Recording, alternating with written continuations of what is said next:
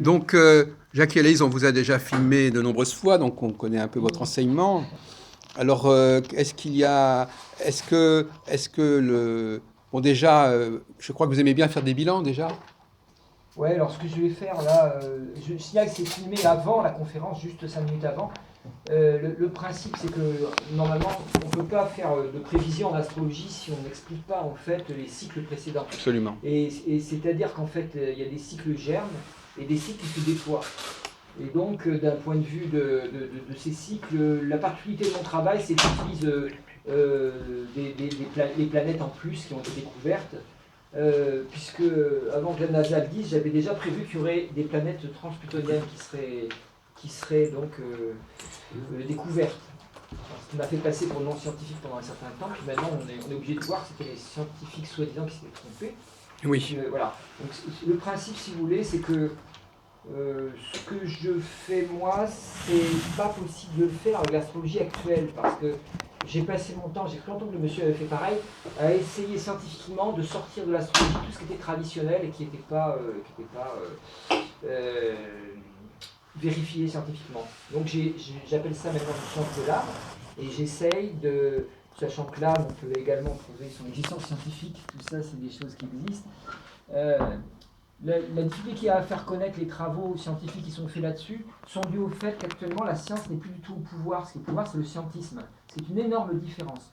On est dans la même situation, moi je me sens dans la même situation que le Galilée à l'époque où c'était le monopole du catholicisme et la majorité des gens étaient derrière. Et les gens qui découvraient autre chose, qu'il y avait des boules qui étaient dans l'atmosphère, qui flottaient, étaient extrêmement vus comme des fous, quoi.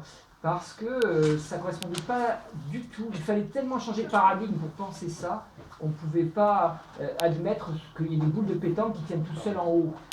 La vision d'un monde comme il était dessiné avec la Terre au centre et Dieu au-dessus était beaucoup plus compréhensible pour les images, parce que c'était dessiné dans toutes les églises, donc tout le monde avait l'image préparée. On a la même chose avec des nouvelles astrologies que je fais, Oui, justement. qui représentent, qui utilisent des planètes, certaines sont celles qui ont été découvertes récemment. Alors beaucoup d'astrologues ne veulent pas mettre ça, ils disent que ça va faire une cacophonie. C'est comme si on disait un orchestre, si on met plus de 15 instruments, ça va faire une cacophonie. Ben, la réponse, c'est qu'il faut un chef d'orchestre, évidemment. Oui. Et le chef d'orchestre en astrologie, c'est une logique imparable. Parce que plus vous mettez d'instruments, si vous laissez jouer chacun ce qu'ils veulent, ça devient impossible. Donc il faut une discipline à l'intérieur de l'astrologie, saturnienne, on va dire, pour les astrologues, qui reprend les éléments réellement scientifiques dans l'astrologie, qui éjecte, même si c'est difficile, les éléments qui sont des croyances, même très anciennes. Et à partir de là, on obtient une base extrêmement solide, et à partir de là, on peut aller beaucoup plus loin. Quand la base est solide, on peut monter beaucoup plus haut. Un socle. Et voilà. Et donc ça me permet de faire des prévisions qui à chaque fois, bon, je rappelle les prévisions précédentes. Oui, voilà. 2008, je loue la salle d'urgence à Nantes pour dire, voilà, je finis par l'obtenir pour le début de septembre, sachant que je sais qu'il va y avoir dans le mois une crise. Et je loue la salle, je ne sais pas trop, je n'ai pas calculé, je n'ai pas eu le temps, j'essaye de faire les grandes lignes. Et dans les petites lignes, le surlendemain, la crise éclate, le crash boursier qui était prévu dans ma conférence. J'étais assez content, mais il n'y avait pas grand monde, toujours pareil. J'ai fait pareil puisque ma dernière conférence à Nantes a eu lieu le 7 janvier, je signale, pour dire, voilà, et pour être sûr que, parce que je me disais, si ça tombe ce jour-là, il y avait des chances que ça tombe ce jour-là, ou le 6, je ne savais pas que c'était le 6 ou le 7. En fait, la préparation de l'attentat, c'est évidemment fait le 6. Et ça se voyait. Donc j'ai reloué notre salle pour pouvoir annoncer fin décembre. Malheureusement, ça a été bien annoncé, mais il n'y avait qu'une personne dans la salle. C'est assez dramatique. Moi, j'ai beaucoup de mal avec le marketing, avec ces choses-là. Je ne suis pas du tout comme ça. J'espère que les gens, en voyant la qualité, vont venir, mais ça ne marche plus. Mais alors finalement, tu arrives à une certaine précision, c'est ça? Oui. Avec des planètes qui sont paradoxalement très lentes. Voilà, c'est ça qui me paraît extraordinaire. Oui, parce qu'en fait, je me sers de techniques que j'ai découvert petit à petit. Je pense qu'en ayant étudié, par exemple, ce que Kraft a fait avec Hitler, j'ai étudié les thèmes des batailles que Kraft désignait. Il disait à Hitler, il faut attaquer maintenant, pas avant, pas après. À chaque fois, c'était une débandade totale en face. Et j'ai vu que l'outil utilisé semblait être un outil que j'ai redécouvert, donc, parce que je ne vais pas dire que je l'ai inventé, puisqu'apparemment, il a été peut-être utilisé par Nostradamus, il a peut-être utilisé par Kraft, tout ça. Je n'en suis pas sûr, mais apparemment, quand je vois le point commun entre ces batailles, il n'y a pas d'éléments qui ressortent à part ce que j'appelle la part du monde, qui est un outil très facile à utiliser, mais qui ont été utilisés par Kraft. En fait, pour résumer, il y a des éléments qui existent et que les astrologues ignorent. Oui, Et c'est-à-dire qu'en donc, fait, les éléments qui pourraient voilà, vraiment être importants, ils ne les connaissent ils pas, ne les connaissent et pas. donc ils passent à côté. Parce qu'en fait, quand on rentre avec de la science dans l'astrologie, on dérange certains astrologues qui disent, mais c'est pas de la science, c'est du symbolisme. Moi, je ne suis pas du tout d'accord avec cette vision-là. C'est-à-dire que pour pouvoir rentrer à l'intérieur de la psychologie et du paradigme admis, du point de vue, on essaye de dire c'est une sorte de psychologie. Or, moi, je prétends que l'ésotérisme, c'est un tout. À l'intérieur, il y a l'astrologie dans un coin et la psychologie dans un autre. On peut les croiser. Mais c'est l'ésotérisme qui englobe tout ça. Donc, si on fait de l'astrologie de la psychologie, on se plante parce qu'en fait, l'astrologie est beaucoup plus large dans ce qu'elle explore que la psychologie. Mais comme les astrologues ont un besoin fou d'être connus, ils mettent, on va dire, de l'eau dans leur vin. C'est-à-dire qu'ils trahissent le message astrologique, qui est un message pour l'âme et pas pour le moi, pour faire partie du message actuel qui est en gros tout pour le moi, quoi. L'ego-psychologie à l'américaine, le New Age, la pensée positive, qui a beaucoup de succès et qui est que le moi de tout le monde commence à se développer. Le développement personnel est vraiment, il a démarré dans les années 60, mais il explose depuis les années 90 en Donc toi, Europe. tu n'es pas dans cette direction de Non, parce que l'astropsychologie et de l'égocentrisme astrologique. Enfin, non, pas du tout, et du parce thème, qu'en donc fait, mais quand même, le thème natal, c'est important pour ah oui, toi. oui, pour moi quand même. C'est-à-dire qu'en fait, moi, ce que je fais, j'estime que le thème que l'on a, c'est le thème de l'âme, c'est pas le thème du Oui. moi. Et évidemment, le thème de l'âme a une conséquence sur le moi. C'est-à-dire qu'on peut pratiquement lire, pour 95% des gens, on peut constituer le comportement qu'ils vont avoir à partir de leur thème. Seulement, il y a 5% pour qui ça marche pas. Et ces 5%, ça peut être des fois les plus intéressants. Ça peut être aussi des débiles mentaux, mais ça peut être les plus intéressants. C'est-à-dire qu'en fait, il y a un moyen de dépasser les astres en les intégrant très profondément par la conscience. Et moi, c'est mon but, c'est pas d'être esclave d'une marionnette des astres. Donc en fait, ça donne une astrologie qui est assez différente. Et dans le sens de cette égo-psychologie, je ne me situe pas dans un aménagement. Jupiter va passer, attendez, votre Saturne il vous fait du mal, mais patience, patience, Jupiter va revenir. Pour moi, c'est de la foutaise, parce que il faut souffrir quand Saturne est là, il faut s'ouvrir quand Jupiter est là, pour prendre un jeu de mots que j'aime bien, et il faut souffrir consciemment. Il n'y a pas à éviter la souffrance, cet évitement perpétuel de la souffrance, c'est une connerie occidentale, et que si on voyageait un peu dans le monde un peu plus, on verrait que la souffrance, on ne peut pas l'éviter. Et là, on va avoir une surprise, parce que maintenant, elle va arriver en France, la souffrance, pareil. Donc, il y a France et souffrance, et moi, je vise la sur-France. C'est-à-dire qu'on puisse, en fait, aller... Ça s'est déjà vu avec la manifestation du 11, où il y a vraiment des gens qui ont commencé à voir qu'il fallait viser plus haut pour faire une unité qui ne soit pas, comme on dit certains journaux, nationale. Justement, le problème, c'est les nations. Qui soit autour de concepts qui puissent presque devenir spirituels, comme la liberté d'expression. Et là, c'est un changement de paradigme, parce qu'on a une confusion, nous, en France, entre la nation française et liberté, égalité et fraternité. Or, c'est pas la même chose. Il y a des concepts philosophiques d'un côté, la nation française de l'autre. Et on croit que c'est la même chose, puisque quand on va à l'école, on a au-dessus liberté, égalité, fraternité. Or non, une nation, le concept de nation est apparu bien plus tôt, vers le 16e, 17e siècle, alors que le concept de liberté, égalité, fraternité est arrivé avec l'ère uranienne. Pour la France, comme pour les États-Unis, grâce au travail qu'ont fait à l'époque les francs-maçons, qui n'étaient pas pourris de fric comme maintenant, et qui étaient vraiment les phares de l'humanité à cette époque-là, ils ont installé la nouvelle donne uranienne. Ils l'ont installée dans des faits. Et donc il y a deux États, qui sont la France et les États-Unis, qui répondent à cette longueur d'onde uranienne.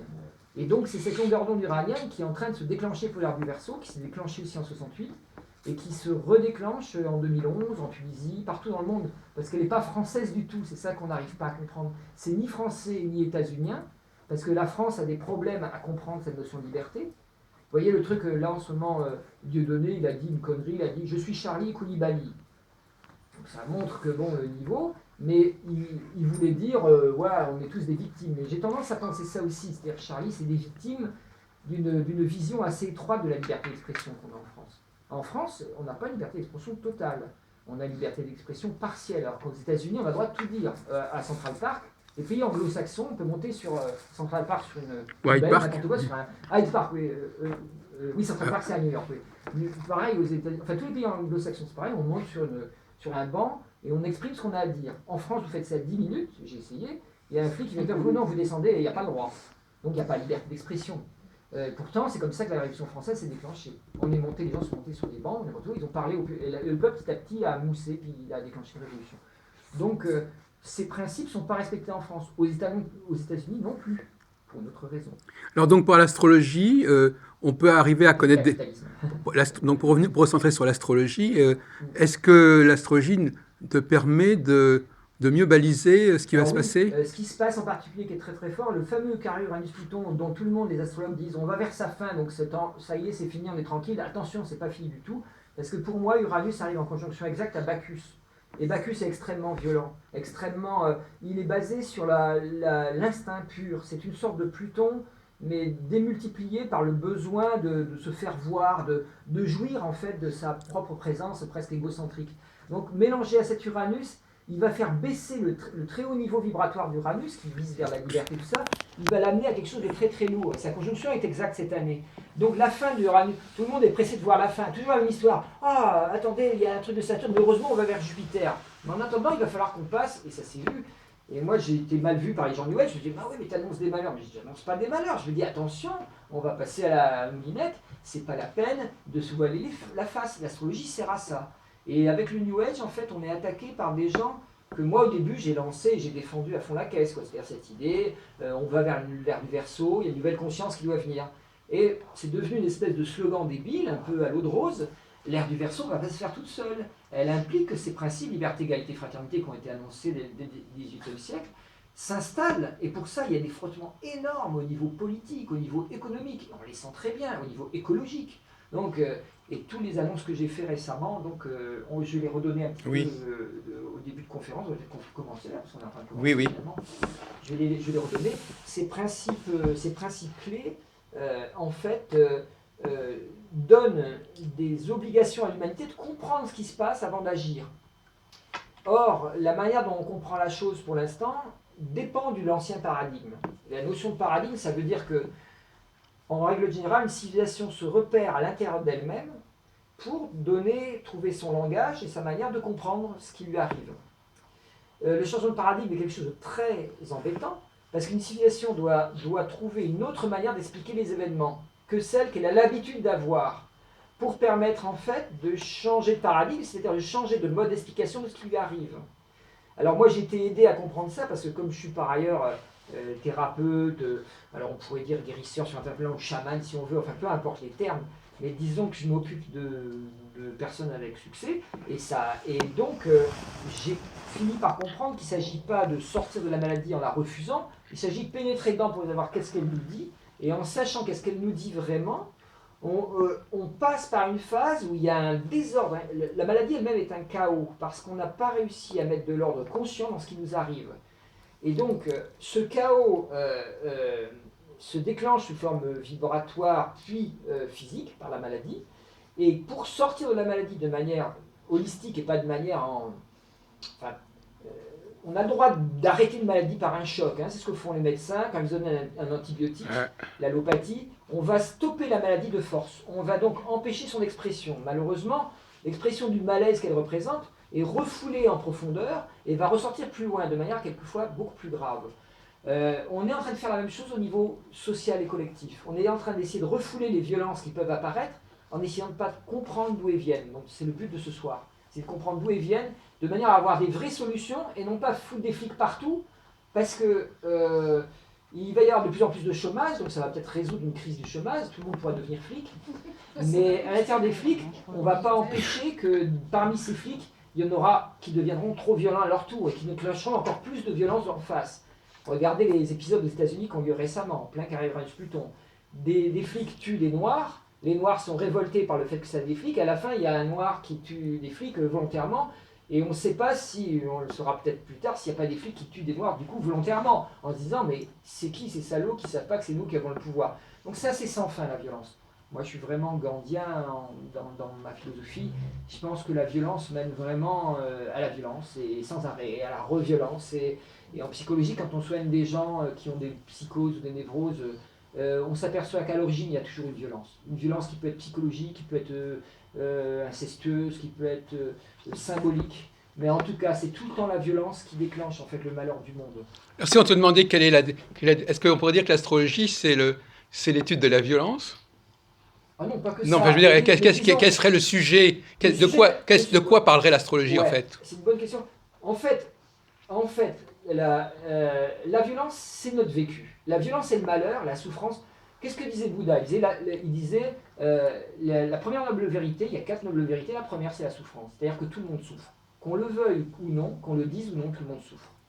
Donc ça, dans notre civilisation qui veut être dans la pensée positive, on ne veut pas l'admettre. On veut essayer d'être heureux avec les éléments matériels qui nous sont donnés. Donc on cherche un bonheur à l'extérieur. Si vous voulez un bonheur à l'extérieur, ça va dépendre d'un objet, qu'il soit affectif ou qu'il soit matériel, quelque chose que je vais avoir. Si vous avez quelque chose, vous risquez de le perdre. Forcément, un jour ou l'autre, vous risquez de le perdre. Donc, ce jour-là, vous serez malheureux. Donc, en fait, le Bouddha avait bien compris que si j'accroche mon désir de bonheur à quelque chose d'extérieur à moi, automatiquement, au bout d'un moment, je serai malheureux. Donc, en fait, cette histoire de la violence, elle est l'histoire de l'humanité. Parce que la violence est vue par le fait, le refus total qu'il y a que je sois malheureux. C'est la faute forcément de quelqu'un d'autre, ou d'un système, ou de ma compagne, ou de mon compagnon, pour les femmes, voilà. Ou inversement, si vous êtes homosexuel, vous vous débrouillez avec votre histoire. Vos enfants, c'est la faute de ma mère, c'est la faute de mes enfants, si je ne suis pas épanoui. Alors, ce que dit le Bouddha dès le départ, si on est très clair avec ça, c'est que cet épanouissement est strictement impossible si on se réfère seulement à l'extérieur. C'est tout ce qu'il dit. C'est-à-dire qu'il y a des causes à la souffrance. Donc vous ne pouvez pas couper dans la souffrance en la supprimant, c'est impossible. Elle a une cause, vous pouvez couper dans les causes. Et ça ne se fait pas comme ça, coup de ciseaux, ça se fait par la conscience. Donc l'astrologie pourrait nous expliquer Alors là, c'est le rôle de l'astrologie. comment fonctionne voilà. comment advient la souffrance en fait. Exactement. Elle peut expliquer comment en fait adviennent les opportunités de s'ouvrir. Je dis toujours, il n'y a que 2 solutions dans la vie. Il y a une énergie qui vient vers nous. On peut soit s'ouvrir, soit souffrir. C'est un jeu de mots qui est possible qu'en français. Je dis qu'il n'y a qu'une lettre de différence de manière auditive.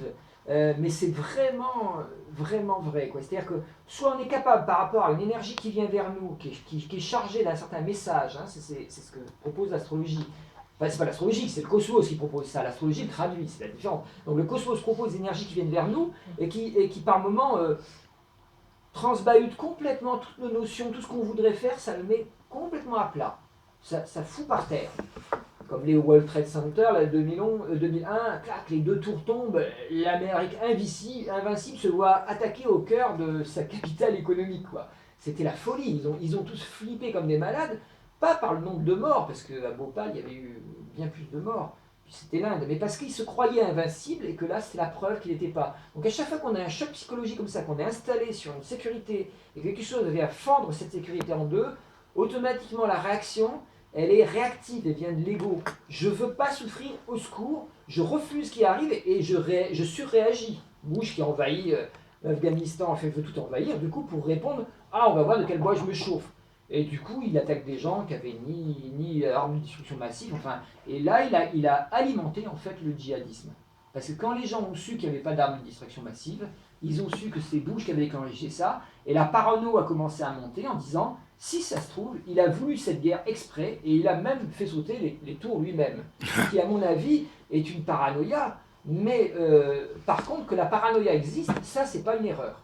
Que sur Internet circulent des théories paranoïaques qui vont beaucoup trop loin dans la paranoïa, qui sont elles-mêmes paranoïaques, pour dénoncer des paranoïaques, on tourne en rond. Par contre, que la paranoïa existe et commande le monde actuellement, ça c'est vrai. Donc, et moi ça fait longtemps que j'ai l'annonce et je suis sur un terrain dangereux parce que dès que j'annonce ça, on me met dans la catégorie des paranoïaques, la théorie du complot, ce qui est extrêmement embêtant parce que moi j'avance des arguments qui ne sont pas la théorie du complot. Je dis souvent, c'est le plot des cons, ce complot avec un tiret entre les deux. C'est-à-dire que la connerie humaine, l'ego, en fait, rassemble l'énergie d'une certaine manière. Quand dans un supermarché, vous avez une baisse sur un produit, vous avez des milliers de personnes qui se précipitent au même endroit pour avoir ce produit. Donc ce pylône d'attirance qui est moins 20%, va attirer une foule. Et cette foule a une puissance en elle-même. Une puissance de renverser, d'écraser des gens. Il y a des gens, quand il y a eu le dernier iPad qui est sorti, il y a eu des gens qui ont été écrasés au moment où ils ont ouvert les portes, quoi. Et quand on envoyé à l'hôpital, parce qu'ils étaient calmes tant que ça n'ouvrait pas les portes, et après ils se sont dit, vaut mieux que je double, quoi. Sinon je ne vais pas avoir, vu le nombre de gens qui ont la queue, je ne vais pas avoir mon iPad. Voilà, c'est pour expliquer que les énergies se rassemblent là où, dans ce que l'être humain veut. Le capitalisme est construit là-dessus. Je veux du fric pour moi. Tout le monde pense ça. Je veux pas du fric pour l'autre, je veux du fric pour moi. Et on tient tous les gens par le bout du nez, comme ça, avec tout un système qui est énorme, qui est collectivisé, bien sûr, ce système. Mais il est basé sur une seule chose, c'est que je vais agir uniquement dans mon propre intérêt. Si je cesse d'agir dans mon propre intérêt, le capitalisme s'écroule. Mais ça, c'est pas de mal la veille. Vous voyez ce que je veux dire? Il est basé sur la fameuse main libre du marché, c'est la main de l'ego. C'est-à-dire, je veux ce qui est bon pour moi et je m'en fous des autres. Et donc, je vais gagner mon argent pour avoir ma maison, ma voiture. Il n'y a pas de mal à ça. Mais c'est le fonctionnement de l'ego. Je ne dis pas qu'il y a de mal. L'ego, c'est pas quelque chose de mauvais. C'est quelque chose qui nous préstructure avant qu'on rentre dans le moi et avant qu'on rentre dans l'âme. Donc il y a deux Donc on peut dire que tu ne fais pas que de l'astrologie en fin de compte, parce qu'on voit que tu alimentes ton discours de toutes sortes de connaissances évidemment politiques, sociologiques, voilà. religieuses. Moi j'enseigne l'astrologie, mais après je prétends, et j'en ai la preuve par plusieurs gens que j'ai vu le faire, qu'une fois qu'on a l'outil astrologique, on a une puissance de pénétration dans le mystère des événements du monde qui est beaucoup plus grande. Et cette puissance de pénétration peut s'appliquer à n'importe quoi, à l'architecture, à l'art. J'ai vu des gens qui font qui fabriquent des mises en scène de théâtre ou de cinéma avec l'astrologie. Aux États-Unis, ils sont très ouverts à l'astrologie, en Californie, du côté d'Hollywood, et je repère des films qui sont construits uniquement sur des bases astrologiques. Ils marchent très très bien. Elles ne sont pas révélées, mais moi je les repère parce que vous avez 7 héros dans le film. Vous voyez The Guardians par exemple, vous avez 7 héros, et c'est les 7 planètes exactement. Et les 7 samouraïs, oui, les 7. Voilà. Alors c'est pas parce que c'est chiffre 7 forcément, c'est parce qu'il y a vraiment, chaque planète est vraiment représentée par la définition astrologique. Donc ils ont pris les 7, on va pas vous dire que c'est un hasard, quoi. Une fois ça peut être un hasard, 3 fois, bon, voilà. Sur les 7 c'est parfait, on pourrait mettre autre chose. Non, le 7e c'est parfait, ce sont les 7 archétypes principaux, et le film marche à mort. C'est-à-dire qu'en fait, il déclenche un intérêt, parce qu'en fait, comme on a tous ces 7 planètes en nous, on s'identifie à l'une des 7. Donc on a forcément un personnage auquel on va dire « Ah, lui, il me plaît ». Donc c'est garanti qu'au box-office, ça rentre. Et si on ne peut pas donner ce secret-là financier des Français, parce que les Français ont la religion de l'anti-astrologie. Ils croient dans la non-astrologie. C'est une croyance. Ça veut dire qu'un chaque acteur, il y en a un qui désigne bien, l'autre qui est dans le personnage même... Ou son thème de naissance. Ouais, the character. Non, the character, ce qu'ils appellent the character, c'est le personnage c'est l'acteur, et lui-même un archétype. Hein. Il y a un archétype du savant saturnien, il y a un archétype du type sympa qui résout les trucs par beaucoup d'humanisme, et l'archétype du dernier, le martien, et l'archétype de celui qui communique bien et qui fait bouger les choses parce qu'il est malin, rapide, il a de l'humour, le petit rigolo, qu'on va dire, mais qui plaît bien, et l'archétype lunaire et vénusien qui sont souvent représentés par des femmes. La lunaire étant celle qui protège, qui materne et qui a un sens de l'amour plutôt ouvert, et la vénusienne étant celle qui va normalement coucher avec le martien, voilà, qui va être désirée par tous les mecs de la station orbitale par exemple, mais qui va finir par être charmée par lequel. Alors c'est là où il y a manipulation politique. En général, c'est pas par le jupitérien qui va être charmée, ni par le mercurien. Elle va être charmée dans les films américains par le martien. Pourquoi? Parce que la dominante des États-Unis, c'est Mars. Donc eux, ils nous manipulent comme ça, et ils ont le résultat de leur manipulation, parce que Mars, c'est le dieu de la guerre. Donc ils se voient comme fort, et ils le montrent que la nana, elle va aimer. Alors en astrologie, évidemment, Vénus est attirée par Mars, mais ils renforcent le personnage de Mars comme étant le vrai héros. Et quelquefois, le héros solaire, il reste le soleil, c'est celui qui sait et qui voit les choses en profondeur, n'est pas le héros, bizarrement, dans les films américains. Alors que normalement, dans les mythes anciens, le héros est solaire. Donc on a un problème, quoi. On est passé du héros solaire dans toute la mythologie, on est passé à un héros martien, par Hollywood interposé. La mythologie hollywoodienne est un lavage de cerveau collectif pour nous faire remplacer Mars par le Soleil par Mars. Et ce déplacement est très très faible, puisque dans mon astrologie, on voit que tout ça c'est du feu. Donc on se déplace un tout petit peu, puis on va sur du feu. Ça ressemble, il y a la même prestance, la même... on va dire, une sorte de beauté extérieure qui exprime quelque chose, quoi. Mais par contre, le but n'est pas du tout le même. Le but de Mars, c'est de montrer qu'il est le plus fort et qu'il va gagner à la fin, qu'il va vaincre par la puissance, la force, et en lâchant jamais sa proie et en bousillant tous les ennemis. Alors que le solaire, son but, c'est au contraire d'unifier tout le monde et de faire la paix. Donc tu restes fidèle au septénaire jusqu'à un certain point. Oui, tout à fait. Malgré tes réflexions sur Bacchus, etc. Donc il y a deux niveaux en quelque sorte. Alors oui, c'est pour ça qu'il faut, c'est ce que j'avais dit avec l'image du chef d'orchestre, il faut une super structure en amont. Parce que si vous mettez dans le même baquet Bacchus, Apollon, moi j'utilise, quand je veux aller à fond sur un thème, par exemple un thème d'un pays qui va durer pendant des siècles, enfin peut-être, on n'en sait rien, mais sûrement, ou sur mon propre thème, des fois pour expérimenter, je peux utiliser 44 points différents. C'est ce que j'ai compté récemment. Je lui dis, il y en a 44 points. Évidemment, l'astrologie classique, on utilise 10. Donc on voit, il y en a 4 fois plus. Si vous n'avez pas une structure en amont d'analyse de ça, vous êtes perdu. C'est impossible de dire ça. Donc en fait, c'est basé sur une hiérarchisation des processus d'évolution.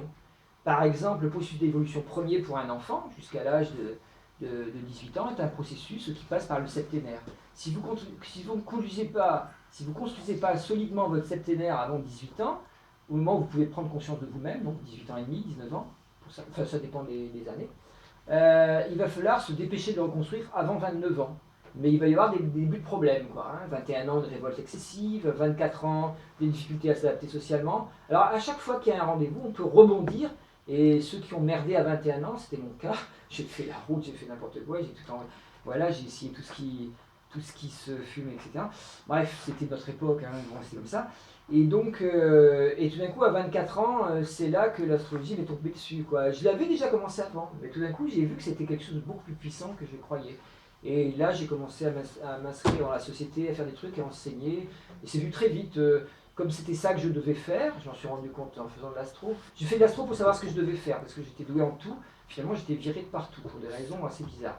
Soit parce que j'étais anti-autorité, mais pas trop, j'étais gentil, mais ça fait rien, ils le sentaient les gens. Soit parce que j'ai eu des hasards, des malchances. En fait, je me suis aperçu après coup que c'était des chances. Comme Jupiter en Sagittaire en 2016, c'était des chances. 59 aussi, Jupiter en Sagittaire, c'est ça. Donc normalement, il y a la chance, mais au début, on peut le croire comme une malchance. Elle n'est pas sur le plan du moi, la chance, elle est sur le plan de l'âme. C'est-à-dire on est guidé, quoi. Jupiter en Sagittaire, on est guidé. Les gens vous disent Jupiter en Sagittaire, la réussite sociale. Oui, peut-être, mais pas toujours. Dans une société qui est complètement névrotique et qui donne la réussite sociale à celui qui est cynique, qui est perverti et qui va aller du côté de quelque chose où on met en fait un mouchoir sur sa conscience et où on sacrifie l'âme, quoi, pour le besoin de l'entreprise ou du fric. Évidemment, celui qui dit ah non, ça je peux pas le faire, mon éthique me l'interdit, son patron lui dit votre éthique vous l'interdit, mais attendez, vous êtes payé, quoi. C'est ça votre éthique, c'est que vous êtes payé, quoi. Alors ne vous faites pas chier avec votre éthique, s'il vous plaît, on a un boulot à faire. Et dans ce cas-là, ces gens-là éjectent assez facilement. Parce qu'ils donnent mauvaise conscience au patron lui-même. Même si le patron les aime bien parce qu'il sent ah bah il est très très sérieux, il va se dire il me fait chier avec son éthique. Parce que moi, c'est moi qui est censé avoir l'éthique de la boîte parce que c'est moi le chef. Donc il va l'éjecter par une espèce de jalousie.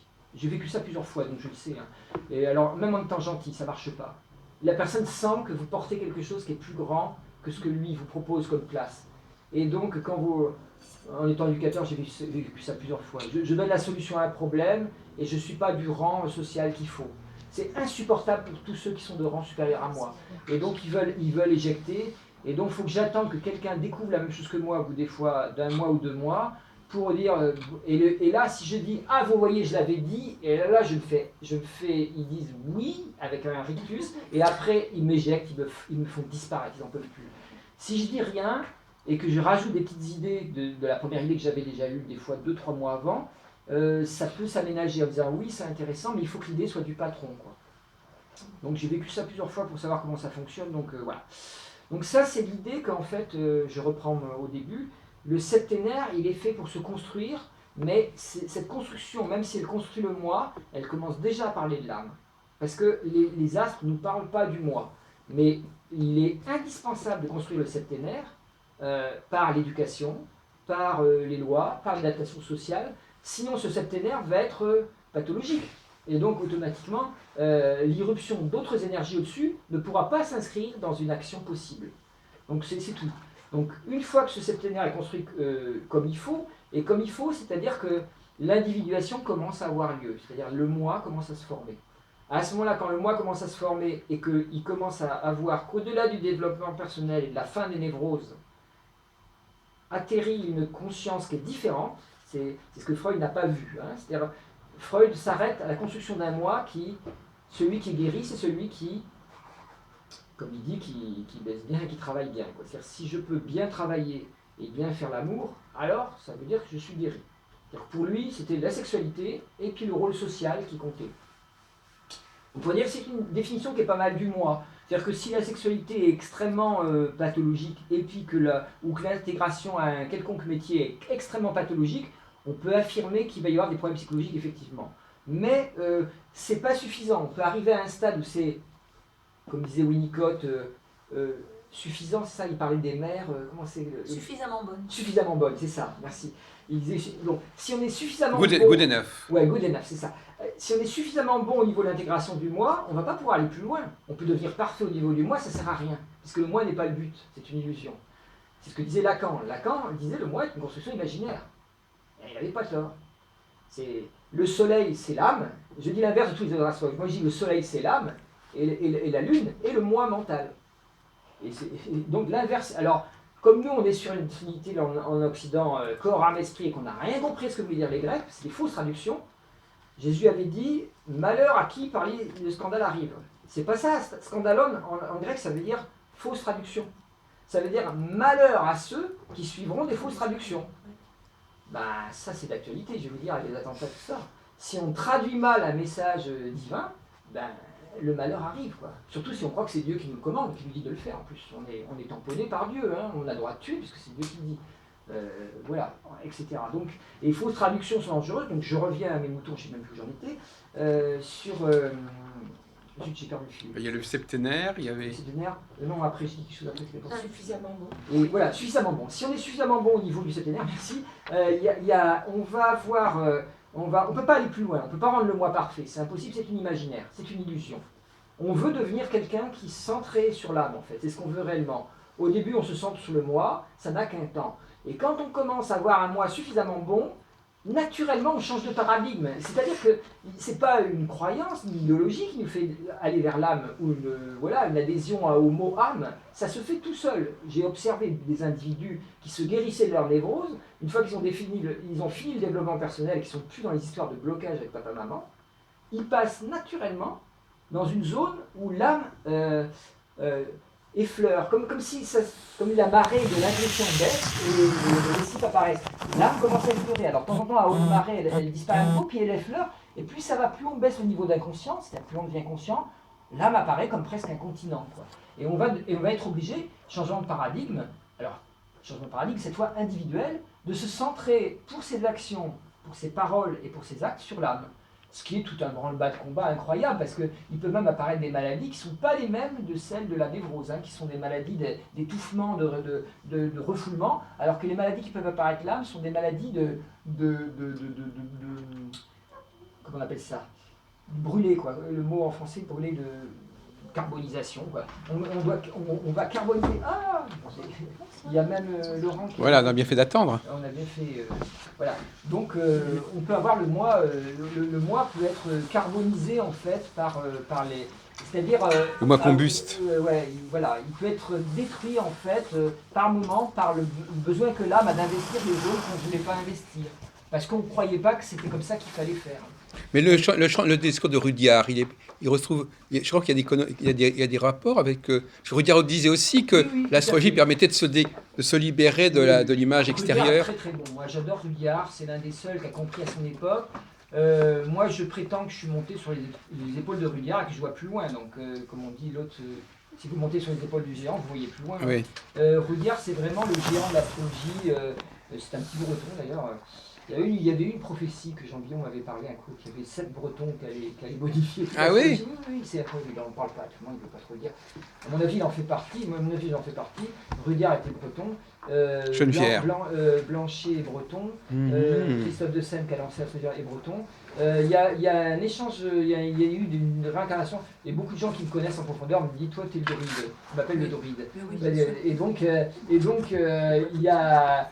Je sais que, bon voilà, je me mets dans les 7, non pas par orgueil, parce que j'ai cherché qui ça pouvait être d'autres, puis j'ai bien obligé de voir, ok, parce que le boulot qui a été fait, il est net, il est accompli ce boulot, et c'est une véritable nouvelle astrologie, quoi, complètement... Et le Pelletier, il n'est pas breton, je sais pas. Je sais pas. Il a une approche qui essaye de croiser avec la Chine, mais c'est différent, voilà. Non, dans l'approche que je fais, Billon m'a beaucoup servi, puisque Billon est l'un des premiers. Moi, je parle de gens qui sont des pionniers. c'est-à-dire qui essaye tout d'un coup de... Il y avait les astéroïdes avec. d'introduire quelque chose. Billon, l'univers des astéroïdes, c'est un bouquin extraordinaire. Vous pouvez vous installer là, vous allez être pareil, parce que là c'est bloqué, il ne faut pas passer parce qu'il y a un système de Ah, protection. là c'est bloqué. Voilà, il faut passer par là. Donc en fait, Billon, c'est l'un des premiers qui a vu en intuition totale qu'on pouvait se servir d'astéroïdes. Et là aussi, comme par hasard, quand on lit l'univers des astéroïdes, qui est un bouquin qui est passé en majorité aux 3/4, il est passé au pilon, c'est un dommage. Ah oui.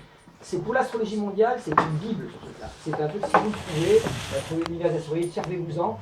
Parce que pour pouvoir introduire les astéroïdes, il a été obligé de faire ce que je viens de dire, de restructurer totalement toute l'astrologie avec des bases solides. Il l'a fait aussi. Moi j'étais plus loin parce que pareil, hein, toujours en montant sur les épaules des géants, on voit plus loin. Et j'ai rencontré Billon au moment où j'ai commencé l'astrologie. Je voulais prouver que c'était faux.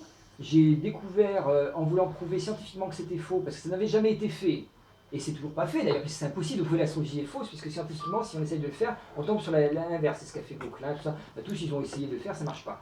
Donc en fait, j'ai voulu faire pareil. J'ignorais que Gauquelin existait, hein, puisque c'est presque censuré. Le fait, les preuves scientifiques de l'astrologie sont censurées presque. Si vous voulez savoir les preuves scientifiques d'astrologie, c'est enregistré, donc vous saurez. Vous allez sur le Wikipédia anglais. Le monde anglo-saxon, la franc-maçonnerie anglo-saxonne n'étant pas rationaliste et utilisant plus facilement l'astrologie à ciel ouvert, on va dire, c'est le cas de le dire, ne censure pas dans son Wikipédia l'existence de preuves de l'astrologie. Donc on parle de Gauquelin sur le Wikipédia anglais et on n'en parle pratiquement pas, ou pour le faire passer pour un idiot, sur le Wikipédia français. Ce qui est la preuve de... Donc normalement Wikipédia c'est international, ça devrait être une traduction l'un et l'autre, ils devraient s'échanger. Non, en France à mon avis c'est déjà noyauté, quoi. Donc pour avoir une vraie information par Wikipédia c'est bien dur. Évidemment les grandes lignes sont à peu près pareilles, mais après dans des détails, il y a le détail qui tue. C'est-à-dire que vous avez un paragraphe qui saute, vous vous demandez pourquoi, et c'est comme par hasard, le paragraphe qui décrit les multiples expériences qui ont été faites, qui prouvent que l'astrologie est un fait inexplicable encore du point de vue, est-ce que c'est électromagnétique, est-ce que c'est un autre facteur qui joue une onde d'un autre plan. On a plein de possibilités d'aller dans la théorie avec ça, mais on n'a pas de preuves comment dire, on n'a pas de, disons les preuves, c'est difficile à expliquer, les preuves inverses qui ont été faites de ces expériences étaient fausses ou non valides. Parce qu'à chaque fois qu'on fait une expérience scientifique, on a une preuve de l'inverse, quoi. Et cette preuve, il faut déterminer laquelle des deux est vraie dans les deux théories. Et ça, c'est l'expérience qui le prouve, quoi. Et sur ce plan-là, il y a eu plein de choses qui ont été faites, et on assiste à un pataugeage complet de certaines personnes qui sont scientifiques, et on a comment dire, une mauvaise foi, on va dire, carrément, parce que moi je suis de formation scientifique, donc j'étais parti pour une carrière d'ingénieur nucléaire, je suis devenu antinucléaire, bingo, donc ça faut le faire, donc ça s'est arrêté là, mais par contre j'ai inventé un système qui est dans les avions encore maintenant, très très tôt, très très jeune, j'étais déjà un inventeur, donc ça a joué enfant indigo, donc ce qui explique 145 du QI, tout le bazar, donc ça a bouillonné là-haut. Et donc j'ai inventé des choses très tôt, puis j'ai décidé, j'ai pris refuge dans la conscience à l'âge de 19 ans, 20 ans par là, en disant je ne mettrai plus jamais mon intellect et mes recherches au service de la science, parce que la science est trop en avance par rapport à la conscience, maintenant, pour notre époque. Donc j'ai décidé de faire l'inverse, je suis passé sur la psychologie, l'éducation, tout ça. Et donc l'astrologie au bout de course après, derrière. Voilà. J'avais déjà commencé un peu l'astrologie pour prouver que c'était faux. Donc je reviens à mes moutons, je ne sais plus où j'en étais, parce que je suis obligé de faire des petits... pour montrer que ce que je fais, c'est pas du tout... c'est basé sur des démarches scientifiques. Et quand on voit sur Wikipédia que des démarches qui sont non prouvées, qui sont non valides scientifiquement, sont mises en avant sur Wikipédia, on voit bien que le but, c'est pas du tout la science, ni d'analyser les faits, même si on ne les explique pas. C'est de prouver que l'astrologie est fausse, quitte à jeter à la poubelle toutes les preuves de l'inverse, et que si n'importe qui dit « Ah oui, j'ai trouvé un truc qui ne marche pas », on le prend, on le met dans notre équipe. Donc c'est complètement débile. Suzo Braèche disait là-dessus... Fuso-Braèche. Suzel Fuso-Braèche. Ouais, Suzel Fuso, c'est ça. Suzel Fuso-Braèche, qui était directrice du CNRS, docteur en biologie et directrice du CNRS, à une époque, pareil, a trouvé l'astrologie complètement idiote de prime abord, quoi. Et puis, quand Essimisa s'était intéressée, elle a trouvé beaucoup de preuves, pas beaucoup, en quantité, c'est pas des centaines, mais suffisamment pour dire c'est un fait. C'est un fait scientifique à étudier. Et non, on sort de ce terrain-là. Et donc on se retrouve avec des... Et elle a dit, la science, c'est l'étude des faits. C'est pas l'étude des idées qu'on se fait sur les faits. Actuellement, globalement, dans notre civilisation française surtout, on est dans l'étude des idées qu'on se fait sur les faits. Et donc si les faits ne correspondent pas aux idées qu'on se fait, on tue les faits pour aller dans l'idée. Et ça, c'est pas scientifique. Un homme de science ne peut pas faire ça. Et j'ai jamais fait ça en astrologie. Donc voilà d'où je pars. Mais par contre, qu'il y ait une censure extraordinaire, ça c'est un autre problème. Ce qui explique là, depuis le temps que, depuis 88, où j'ai ma première réussite d'interprétation, je n'étais pas le seul à l'époque à dire qu'il y avait une révolution en URSS et que ça allait se passer sans sang, SANG, c'est-à-dire sans effusion de sang. Les gens m'ont rionné à l'époque. Et donc j'ai encore mes petits... Je dessinais déjà à l'époque, j'avais fait un petit crowbar, c'était une affiche entièrement faite à la main parce que j'avais pas un sou. Et j'avais mis carrément le thème, et j'avais mis les endroits où allait se passer l'année pour que ça reste et que ça soit, voilà, que ça reste pour l'avenir, quoi. Et donc, voilà. Mais je me suis aperçu qu'après les gens s'en foutent, quoi. C'est-à-dire qu'ils reçoivent des informations, ils ne les comprennent pas, ça rentre par là, ça sort par là, et ils n'en déduisent pas une information valable. C'est-à-dire qu'ils restent sur leur conditionnement saturnien. Et moi, je pense que le temps est venu maintenant que les conditionnements saturniens sautent. Ils ont servi à avoir une utilisation extrêmement solide, extrêmement organisée, extrêmement matérialiste. Donc Saturne a fait son boulot, stop. Il y a largement de quoi nourrir toute la planète. Il y a largement de quoi faire que tout le monde ait de quoi se nourrir, se vêtir, se loger et pouvoir s'épanouir un mois en créant et en ayant 4 ou 5 heures de travail par jour au maximum. Et c'est pas du tout ce qui se passe. Pourquoi ? Parce que le paradigme précédent qui avait pour but avec le capitalisme de créer un développement accéléré de la production matérielle de manière à mettre une fin aux famines et tout ça, ce processus-là a été pris comme système directeur de tout le système humain et il est en train d'étouffer même la civilisation humaine. Je ne parle même pas des États-Unis, des pays capitalistes, il étouffe la Terre entière. Il y a de quoi, dans les réserves de grains et tout ça, de quoi nourrir amplement tout le monde, mais le tiers-monde, le quart-monde est devenu tiers-monde, et bientôt il sera peut-être... Alors tout le monde a à peu près de quoi manger, parce que quand ils ont vu que ça râlait, on a ramené du blé, mais du blé américain, ce qui étouffe les productions locales.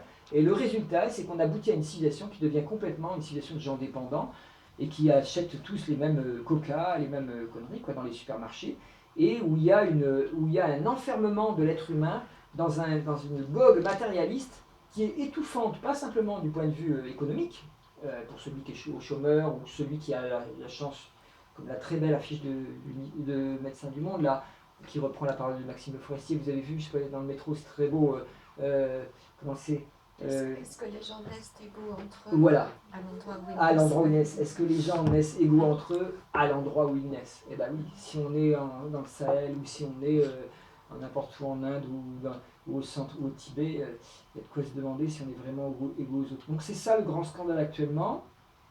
Il fait partie de la structure de l'ego, et cette structure de l'ego s'est cristallisée pendant 20 siècles, pendant l'ère des poissons, d'une certaine manière. Cette cristallisation est en train de péter, on va dire ça carrément, et ce depuis 50 ans à peu près.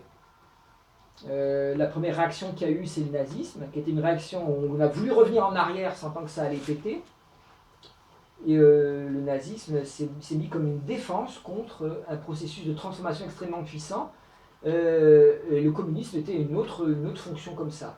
Et évidemment, comme ce n'était pas encore l'heure, ça pouvait aboutir qu'à une catastrophe. C'est-à-dire l'hydre à deux têtes que vous pouvez lire dans la Bible. L'hydre à deux têtes, c'est nazisme et communisme, qui se bouffent l'un l'autre, qui sont en fait la même idéologie collectiviste. Et l'ère du Verseau n'apparaît que dans les années 60, où apparaît la puissance de l'individu, avec le mouvement hippie, où on dit à chacun éclate-toi et fais ce que tu veux, et là, c'était complètement illusoire, complètement débile, plus beaucoup de pétards, beaucoup de LSD, et ça ne pouvait pas atterrir dans le concret, puisque c'était une imagination qui était descendue du cosmos, dans la tête de ces gens-là, qui étaient souvent des gens avancés au niveau mental, et qui ont cru que ça allait arriver tout de suite, qu'il suffisait de mettre des fleurs au bout des fusils, et la guerre s'arrêtait tout de suite pareil. Mais ça a quand même arrêté la guerre du Vietnam. Il y a eu quand même tellement de désertion que le peuple américain s'est trouvé coupé en deux, et à un moment donné, ils ont arrêté la guerre du Vietnam de peur d'avoir une guerre civile quand même. Donc ça a marché. Et la puissance de ces forces-là, c'est des tables qui bougent tout seul, la puissance de ces forces-là, l'air du Verseau, qu'elle ne fait d'augmenter. Quand vous prenez la Tunisie, on est sur, tu te rappelles, Jacques était là, j'avais dit fin 2010 dans ma conférence, j'avais dit début 2011, vous allez voir un mai 68 mondial. Et tu m'avais dit, mais comment tu peux dire ça, sur quel truc tu te bases? J'avais expliqué donc l'aspect Jupiter-Uranus, comment je le voyais. Et j'avais dit que c'est un mai 68 mondial et qu'il aura lieu dans les endroits plutôt où il n'a pas eu lieu, quoi, puisque c'est un processus de libération de carcan, hein, saturnien, toujours le Saturne, quoi, qui étouffe en fait les velléités, sous forme de répression, sous forme d'état policier, sous forme donc le Capricorne, hein, Pluton est en Capricorne, hein, donc il crée une souffrance de la répression, de l'état de droit qui prend un droit tel qu'il étouffe le droit des individus. Et donc, du coup, des gens vont vouloir démolir l'état de droit, des anarchistes, des islamistes, des djihadistes, parce que il y a deux forces qui aboutissent toutes les deux à un désordre. Un désordre qui se prend pour un ordre du côté de l'État, et un désordre qui se prend pour une révolte du côté des djihadistes. Vous comprenez? Alors que ce n'est pas une révolte. Une révolte, j'ai dit toujours, lisez L'homme révolté d'Albert Camus. Albert Camus, c'est vraiment, pour moi, c'est presque un prophète, quoi. Dans le sens, c'est ce qu'il a écrit, il a eu raison 1000 fois plus que Sartre, il a tout compris, Albert Camus. Et quand vous lisez L'homme révolté, il fait la grande différence, il voit que c'est l'homme du futur, ce sera un homme révolté, parce qu'il sera uranien, mais pas dans une révolte, une rébellion gratuite, yo man, je te défonce la tête, avec le rap maintenant, que ça c'est une révolte stupide, parce qu'elle est que dans la violence, ou une révolte qui aboutit à un tel délire politique qu'on peut tuer quelqu'un au nom qu'il n'a pas la même idée que nous, ce qui est arrivé avec Charlie, quoi. T'as fait des petits crobards, donc tu mérites la mort, quoi. De quel droit quelqu'un se prend pour Dieu à ce point-là, quoi. C'est effarant. Parce que Dieu punit les infidèles. Eh bien, on n'a qu'à attendre qu'ils les punissent. Ils sont punis en eux-mêmes. Hein. Vous allez dans tous les hôpitaux, les gens qui ont misé que sur la bouffe toute leur vie, vous allez dans la cancérologie, ils sont tout ça. C'est pas peu, hein, je veux dire, il y a d'autres raisons de être cancérologue. Mais laissons Dieu faire son boulot. Pourquoi quelqu'un prend la place de Dieu? Donc ça veut dire qu'il se prend pour Dieu. Le type se prend pour Dieu. Et ça veut dire que psychologiquement, c'est grave, quoi. Si on est en train de secréter des gens qui ne croient tellement plus dans l'ordre existant que eux-mêmes, avec leurs idées qui sont être contre l'ordre existant qui est un ordre névrotique, c'est pas méchant, c'est assez intelligent puisqu'il est névrotique. Mais au point qu'on ne sache pas aller chercher les idées qui permettent d'être contre, parce que pour être contre, il ne faut pas être idiot non plus. Il faut pouvoir savoir pourquoi on est contre. Et comment on va faire pour renverser quelque chose qui est injuste, sans tomber dans la violence, en versant la violence. Alors le renverser ou le réformer, mais bon, il faut que ça change, comme disent certains. Et ce n'est pas les réformettes d'aménagement pour la croissance. Est-ce que le mot croissance est valable dans une planète où les ressources sont limitées? Comme dit Pierre Rabhi, si vous avez une croissance illimitée dans une planète aux besoins limités, c'est comme si vous allez tout droit, vous montez comme ça tout droit. Quand vous êtes sur l'horizon de la Terre, ça va, mais quand la Terre commence à se courber, parce que c'est que la Terre, la ligne droite, vous partez dans les hauteurs, et puis à un moment donné, vous cassez la gueule. Donc il y aura des croissances, que les gens le veuillent ou non. Et alors, une décroissance voulue est vachement bien, parce qu'on peut l'aménager entre nous, en réduisant notre consommation, en créant une société plus écologique. Mais si les gens au pouvoir ne veulent pas de cette décroissance, parce qu'elle est contre l'idée qu'ils ont de la croissance, il ne faut pas s'inquiéter, n'ayons crainte, la décroissance aura lieu. Mais par la guerre, par la famine, ou par des chutes politiques extrêmement graves, et des renversements politiques. Elle aura lieu, puisqu'elle ne peut pas durer. Il est impossible que cette planète puisse nourrir... elle pourrait nourrir au maximum 8 milliards de végétariens. Or, la croissance recommande aux gens qui sont en train de s'épancher de devenir carnivores, c'est-à-dire de manger au moins tant de protéines animales, ce qui veut dire qu'on va avoir des déjections de bovins partout, la couche d'ozone et tout ça. Enfin, on va vers la catastrophe, c'est sûr et certain. Donc, pour sortir de cette catastrophe, la seule solution, c'est de voir les causes. Et il y a plein de gens qui le font. Pierre Rabhi le fait très bien avec l'agrobiologie. Il y aurait des tas d'exemples à donner. Je n'ai pas tous les donner. Vous avez des tas de bouquins qui parlent de ça quand vous commencez à vous brancher. Mais ce qui est certain, c'est qu'à chaque fois, on remet en question les grands, je dirais les prophètes, entre guillemets, je mets ça entre guillemets parce que c'est d'actualité le prophète. Les prophètes, un prophète, si vous voulez, il faut voir que Mahomet lui-même vient à notre... Tu rigoles. Je parle juste d'une barbe. Non, mais dans Charlie, tu vois, c'est sur le dessin. Il y a un turban et une barbe. Non, mais il n'a rien à voir. En plus, c'est sikh, c'est pas des trucs de l'obédience. Mais c'est pour rigoler. Donc finalement, excuse-moi, donc c'est sur le problème. Tu as à la fois des très grandes perspectives et à la fois tu nous parles de l'année qui vient. Ouais, c'est-à-dire qu'en fait, à chaque fois, ce que je fais tous les ans, c'est essayer, dans ce premier temps, de montrer qu'est-ce qui s'est passé avant, de redonner les bases de ce qui s'est avant, d'expliquer si c'est pas les mêmes personnes, pourquoi je fais ça, ce qui est embêtant pour les personnes qui sont déjà venues, mais enfin, faut bien. Et à partir de la compréhension de d'où on part, qu'est-ce qu'on veut faire, on peut comprendre les prévisions. Si on comprend, si je donne les prévisions tout de suite, ce que je ne fais pas, qu'est-ce qui se passe? Les gens croient que c'est ce qui va arriver. Or, il n'y a rien qui est écrit. Et c'est ça le problème. Il n'y a rien qui est écrit, seulement si on ne fait pas quelque chose par rapport aux causes qui sont là, alors c'est écrit. C'est un paradoxe total. C'est-à-dire que vous voyez chez vous un toit qui est en train de s'écrouler, ah là là, la poutre est en train de pourrir, ça va s'écrouler. Ça, c'est un fait saturnien, c'est en train de s'écrouler.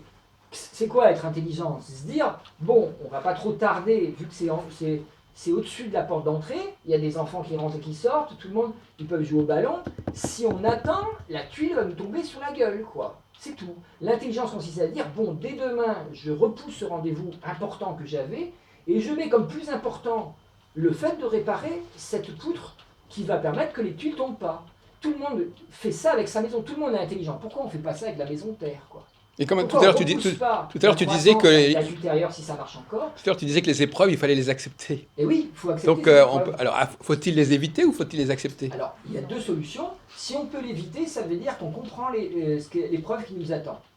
Moi, c'est mon but. C'est-à-dire que si je comprends l'épreuve qui nous attend, si on ne fait rien, il est évident qu'on peut en éviter le contenu le plus négatif. Ça ne veut pas dire que ça va me coûter cher d'enlever la poutre pourrie, de la remplacer par une poutre. Merde, j'ai plus de fric, il faut que j'aille chez Castorama. Je vais avoir des problèmes. Mais le problème, bien qu'il m'embête parce que je me dis, oh, j'ai plus de fric, oh, ça va tenir encore. J'ai pas analysé assez dans ce cas-là, ça va tenir encore, on va bien voir, après moi le déluge. Ça sera le président suivant qui s'occupera de ça. Moi, tant que je suis président, je vais m'occuper que de la croissance. Et le suivant, une fois que la croissance sera revenue, s'occupera du chômage et tout ça. Voilà, je vais dire que je veux résoudre le chômage, mais je vais d'abord résoudre la croissance. Et ça, c'est celui qui dit, on s'occupe pas de ça, on s'occupe uniquement du problème que moi je crois voir, avec une faiblesse d'analyse totale.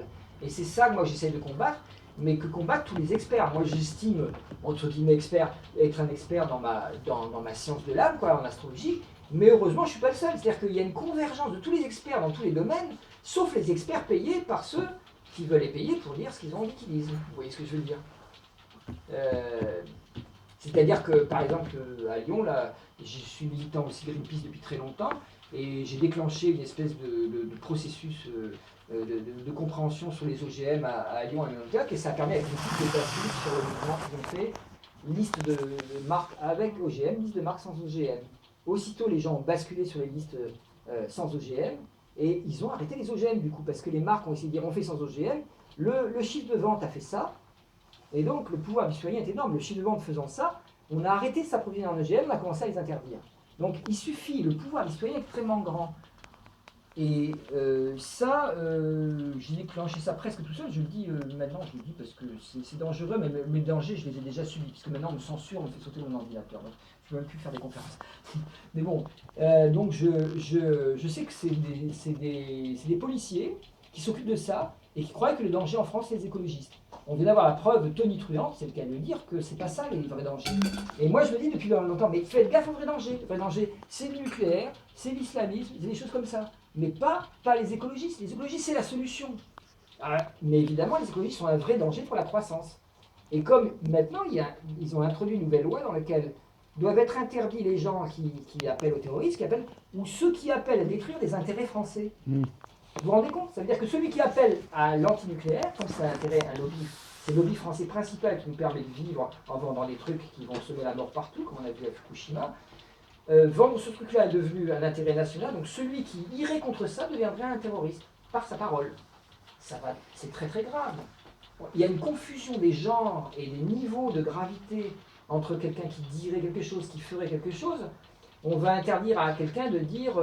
alors bientôt, on va interdire aux gens de dire Allah Akbar. Alors Allah Akbar, ça veut dire, je ne sais plus, Allah est grand, on s'en fout. C'est pas le fait de dire Allah Akbar qui a tué les gens à Charlie. C'est le fait de croire qu'ils avaient le droit, au nom de cela, de tuer quelqu'un. Et ça, c'est extrêmement grave. Donc il faut rétablir toutes les valeurs. Et c'est peut-être un peu tard. Mais ça, je ne dis pas que ça peut être trop tard, parce qu'on ne s'en occupe pas du tout. ceux qui sont en éducation, qui ont été en éducation comme moi, savent que travailler les valeurs, c'est un sacré boulot. On n'est pas forcément aidé. On n'est pas forcément... Moi, quand j'étais éducateur, j'ai organisé pendant 1 an une sortie pour des enfants. On était dans une ZUP, je ne sais plus comment ça s'appelle, parisienne. J'ai bossé sur Paris à l'époque. Je ne sais plus comment ça s'appelle. Enfin bref, c'était un coin pourri au sens fric, quoi.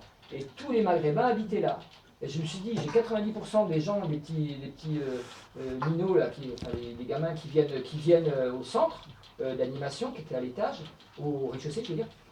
Et je me dis, ils sont 90% arabes. On va organiser une sortie au Maroc pour tout le monde, pour voir comment ils vivent au pays. Parce qu'ils ne sont pas français, ils ne se disent pas français. Alors je dis, on va voir s'ils sont algériens. Alors j'ai pris la majorité, je crois que c'était au nord d'Algérie. Alors on a fait le calcul de ce qu'a coûté en fourrant tout le monde dans deux 4x4, chargés à bord, là, et puis aller faire un tour dans le désert, aller voir les trucs, enfin faire comme des vacances, génial quoi. Il fallait du fric, donc on a organisé avec les gamins des ventes de ceci, des ventes de cela, ils fabriquaient des objets, ils ont vendu toutes sortes de trucs pour que la cagnotte augmente. Et moi de mon côté, je faisais des démarches avec les trucs, pas tout seul, on était plusieurs éducateurs, pour que la municipalité mette un petit peu au panier. Alors maintenant, ça n'existerait plus, mais ça, c'était dans les années 80, oui, ça. Dans les années 80. Maintenant, ça ne se ferait plus, parce qu'on comprend la gravité du problème. Et moi, je le voyais, le problème, parce que je voyais ces gamins-là. Si on ne fait pas quelque chose, dans 20 ans, c'est une graine de violence pas possible, même avant, dans même 10 ans. Et c'est ce qui est arrivé avec le rap, tout ça, enfin toute une conscience de révolte brute, bestiale, presque noire, parce qu'il y en a marre. Ils étaient écrasés par les conditions sociales. Donc il peut sortir qu'une révolte un peu noire, quoi. Et donc je disais, il faut faire quelque chose pour eux, il faut qu'ils comprennent qui ils sont et qu'ils commencent. Et à la fin avant les vacances, il ne manquait plus que 10% de la somme. Et la municipalité a refusé la somme, 10% qui manquait, sur une somme pas très grande, parce qu'on se met dans ce cerveau, je ne sais plus en francs, à l'époque c'était en francs, donc c'est un peu compliqué, je ne peux pas vous le dire, mais c'est l'équivalent, c'est comme si vous demandiez maintenant 200 € à la municipalité sur un projet qui fait 2000 € en tout, ou 2500, et qui vous disent, ah non, on ne peut pas. Alors maintenant, c'est plus pensable, mais à l'époque, ils ont dit, non, on vient de changer le lampadaire pour la sécurité. Et on retourne vers ça, attention, à cause des attentats, on va retourner vers ça, on va acheter le lampadaire des flics. Mais du coup, on enlève le fric, là où on peut réellement faire quelque chose en amont, dans la cause, pas dans la conséquence. La conséquence, c'est presque trop tard. Alors maintenant, on est coincé, évidemment, il faut faire quelque chose sur les conséquences aussi, parce que les attentats vont exister, donc il faudra bien des flics. Mais si on assèche ce terreau de délinquance à la base, évidemment, un mec, c'est pas parce qu'il est arabe qui fait de la délinquance, hein. C'est avant tout parce qu'il fait partie d'un réseau social, comme aux États-Unis, les prisons sont remplies, les noirs sont 20%, et je crois que c'est 60% le nombre de noirs en prison. 3 fois plus, donc il y a un problème, quoi. Alors les gens disent, donc le problème c'est les noirs. Bon, bravo. Et pourquoi alors, si vous êtes dans un pays africain, voilà, ça peut être au contraire d'autres ethnies qui sont un problème, si eux, ils ont le pouvoir chez eux. Donc il y a une question qui est vraiment pas comprise, c'est qu'on est une seule humanité déjà, et que secondo, si vous maintenez une certaine catégorie de population, soit par racisme, soit par capitalisme, soit par orientation des prix des loyers, hein, ce que font les municipalités, là c'est pas cher, vous allez là c'est cher, vous allez là, et puis on fait une discrimination des populations. Vous organisez ça comme ça, les conséquences sont inévitables. Donc, voilà. On va passer un peu